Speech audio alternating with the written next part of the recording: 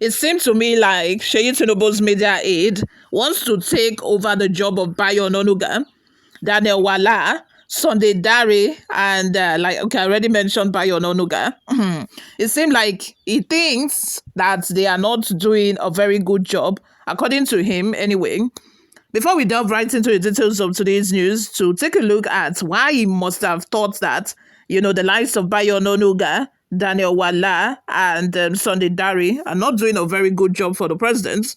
If you have not subscribed to this channel, or this is your first time here, you're just coming across this channel, please subscribe. Don't you like what you're listening to? Please click on subscribe button down below. Also give this video a massive thumbs up. Encourage us to do more. Support us. We are not asking for money, just the like button and the subscribe. Thank you very much. Lastly, please leave your thoughts and your opinions in the comment section below. I respond to all of my comments. Without further delay, let's delve right into the details of today's news. Seyi Tinubu's aide, Abdulaziz Abubakar Kaka, known as at Abuna on X, formerly known as Twitter, has publicly called for the sack of key members of President Bola Tinubu's media and communications team, specifically naming Bayo Onanuga, Sunday Dare, Daniel Wala, and the Minister of Information. In a statement, he emphasized the urgent need for reshuffle within the administration's media team to improve communication effectiveness. Abubakar Kaka stressed that the present strategy isn't working, pointing out that the current team is failing to adequately communicate President Tinubu's policies and achievements. He lamented that despite many positive developments under the administration, these successes are not being effectively reported to the public. He stated, a reshuffle of our media and communications team will go a long way at this point in our administration. The present strategy isn't working. They are not communicating Baba's policies and gains effectively. A lot of positives happening, but they aren't reported effectively. I just think that this one is looking for house rent or is looking for a job. He's looking for a job. He obviously wants to take over the job of Bayo Onanuga. This is just screaming, pick me, pick me, pick me. That's it. That's all. That's all. It's just screaming, no, I can do the job better. I need a job. Pick me. That's what all of this is screaming. Anyway, moving on. This call comes amid ongoing changes within the administration's communication arms, whereby Bayo Onanuga serves as special advisor on information and strategy, Sunday Dare as special advisor on media and public communication, and Daniel Wala as special advisor on policy communication. These roles were part of an unusual structure where multiple advisors act as government spokespersons, a transition from previous administrations that typically had fewer spokespersons. I think what happened was, we all know the story of Ajuri Ngelale. Ajuri Ngelale was the spokesperson for Tinubu. And because I think there was a misunderstanding kind of in the portfolio sharing, maybe they meant to give Bayo Onanuga the sole responsibility of reporting whatever the president does. But one way or the other, because Ajuri Ngelale at that time happened to gain favor in the eyes of President Bola Tinubu during the campaign period, where he was able to get an interview session with CNN for the president. He was able to make it happen for Tinubu at the time. They gave him the position, and he's far younger than Bayo Onanuga. He didn't want to take instruction from Bayo Onanuga. Conflict started, portfolio clashed. And if you still look at it, their portfolio is very similar. You can hardly tell the difference, from the previous administration that used to just be Minister of Information, then a particular spokesperson who is entrusted with the role of reporting whatever the president does.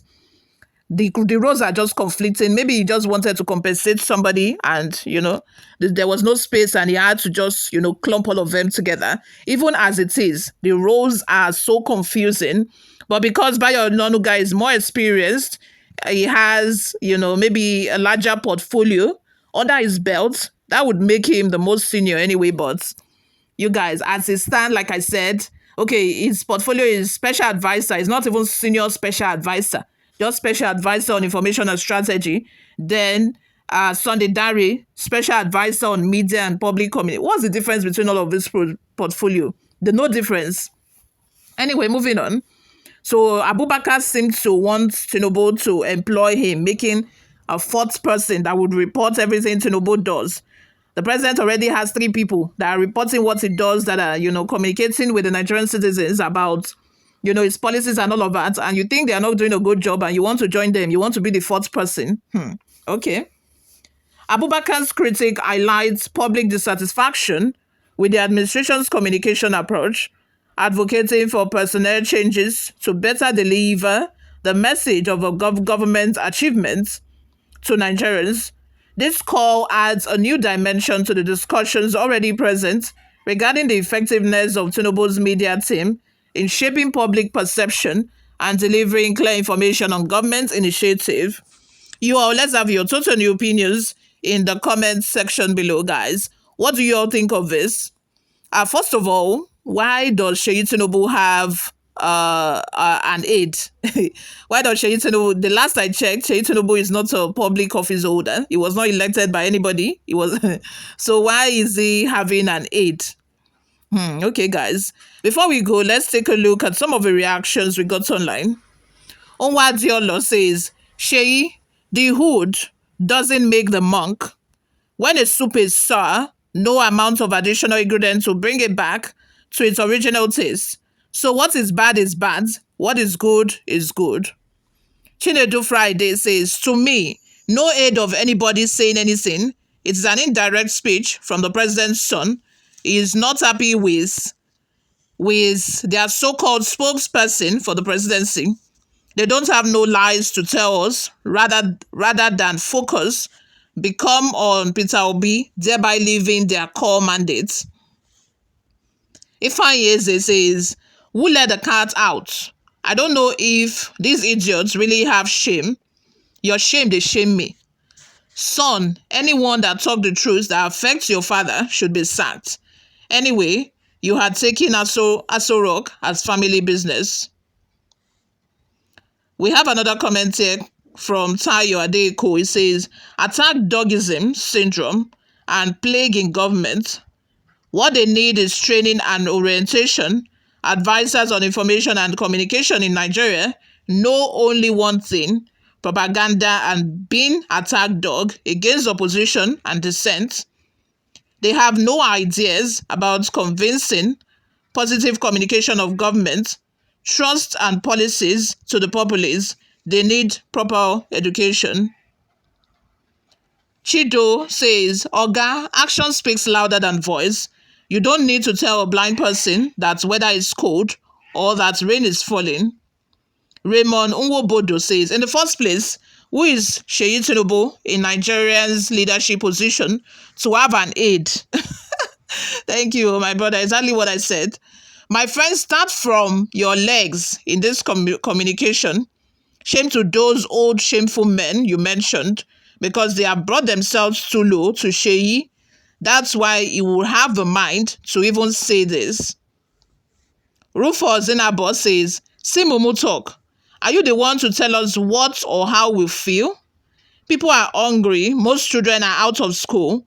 Insecurity is rampant. No job anywhere. High cost of living is killing Nigerians. This is simply the state of the nation right now. Ogo Chinedu Friday says, the people already know your greatest tool, which is lie. It will always expire. A good market, they say, needs no advertising. It sells itself. You all, let's have your total new opinions in the comment section below. What do you guys think of this? Subscribe, guys, if you have not already done that. I'll see you all in my next video. Bye for now.